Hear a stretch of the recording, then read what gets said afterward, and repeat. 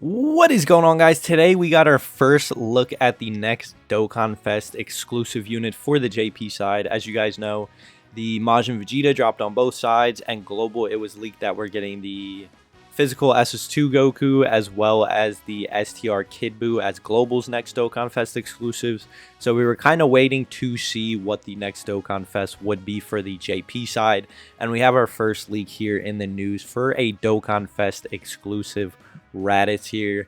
Now, I saw some people saying that it could be an April Fool's joke, an April Fool's Day kind of troll, as Dokkan often does with some of their units. But it makes sense that they're releasing this now, considering we just got leaks for the global Dokkan Fest, and we're most likely going to be getting news on them very soon, upcoming for early April. So it's likely that this is not an April Fool's joke. Obviously, later on we will see what the April Fool's unit will be, but as of right now, it doesn't seem like this will be it. So we're going to go over Raditz real quick, put some speculation as to what his leader skill could be. So first off, the Raditzes that we have in the game as of right now are absolutely abysmal. There's only two summonable Raditz on here, the Tech and the STR one, and they're actually both in the World Tournament banner. So no summonable Dokkan Fest Raditzes here. The EZA STR one is solid, and then the Tech one itself is also solid. But the category, as you can see, is very, very barren. So I saw a lot of people saying that they don't want a Raditz, but I think Raditz is definitely worthy of a Dokkan Fest. Now, will it have the most traction for everyone playing Dokkan? By no means will it be as big as like some of the other units that we've seen recently, like the Kaioken Goku. We have the 7 years, the Majin Vegeta. I don't think he'll be as big as that, unless his card is just absolutely ridiculous. I don't see it being as popular, but I do think he is worthy of a Dokkan Fest, especially anyone that's watched Dragon Ball in general. He's definitely worthy. So the last Raditz we got was in March of 2020, the Tech Raditz here. Again, he wasn't terrible, but he wasn't the greatest. None of the Raditzes are like amazing.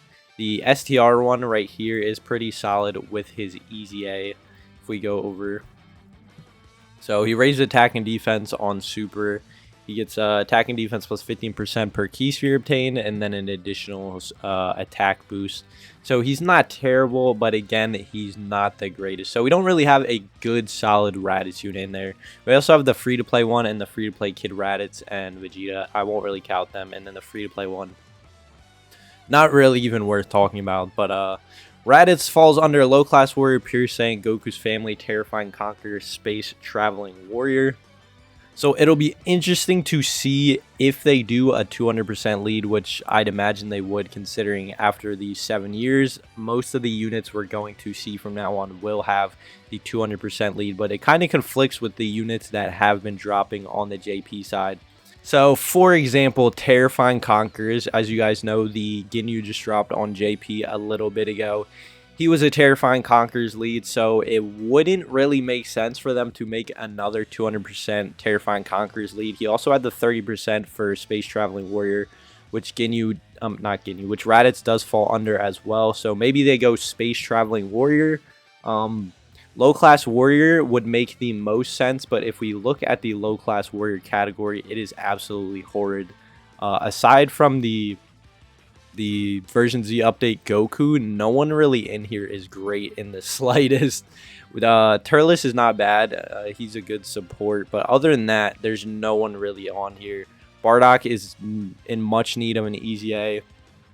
LR Bardock has an EZA, but he's still not the greatest. So other than that, it's mainly just free-to-play characters. You have the Great Apes in here, the Bardock squad. So, I mean, it makes sense for Raditz to fall under Low Class Warrior as his lead, but when we look at the units, they're terrible. So unless they drop some other units in that category to go along with him, I don't really see them dropping a 200% lead for Low Class Warrior.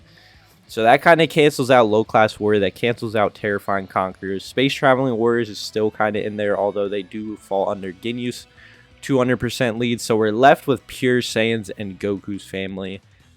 When it comes to Goku's Family, I don't see them having him as a 200% lead for Goku's family, it would only be right that Goku would be the 200% lead for that category. Now, Goku's family obviously has a ton of great units on it. We have the Easy A LR SSJ4 who just Easy A'd on JP. We have the GT Heroes. So there are some good leads on here. Obviously no 200% lead, but I just don't see them doing Raditz as the 200% lead for Goku's family. And that would just leave Pure Saiyans. Now, Pure Saiyans, this also doesn't make sense. So we just got Super Vegeta on Global. JP didn't get him too long ago. We got the Easy A for the SB Vegeta. And then we also have the 2 7-year anniversary units who basically cover this category as separate categories itself. So if we look at them, here we go. So the Super Saiyan Gods, Beyond Super Saiyan, and Movie Heroes, they cover most of Goku's family as well as the Pure Saiyans units. That would make sense for Raditz to be a leader of. So it would kind of be confusing to have them as a 200% lead when most of the Pure Saiyans fall under the Gods lead. You also have the SS4 Fuse Fighters GT Heroes. That's not as big as the Super Saiyan Gods, but some of the units still fall under there. So with those two 200% leads already covering most of the Pure Saiyans units, I mean, it's kind of iffy to look at what we think Raditz will be. Now, my personal opinion, I think 100% he'll be Space Traveling Warrior. That makes the most sense. I would want to say Low Class Warrior, but again, the category itself is just really, really bad. So I don't know if they would throw them in. I mean, they could. You never know. They could throw us a low bone and throw Low Class Warrior in there. I wouldn't be... Well, actually, I would be pretty mad considering I would never use anyone in that category other than the version Z Goku. But that is an option. And then, in my opinion, I think they'll do the 30% edition for Goku's family or Pure Saiyans. I don't think they'll go Pure Saiyans because of the fact that the 2 7 years both cover Pure Saiyans for the most part. So I'm going Space Traveling Warrior and then the 30% to Goku's family if I had to choose something. If you guys aren't aware, the 200% leads, they do 170 for 2 categories and then an additional 30% for an additional category. That's how the 200% leads have worked as of now. You never know. They could change it in the future.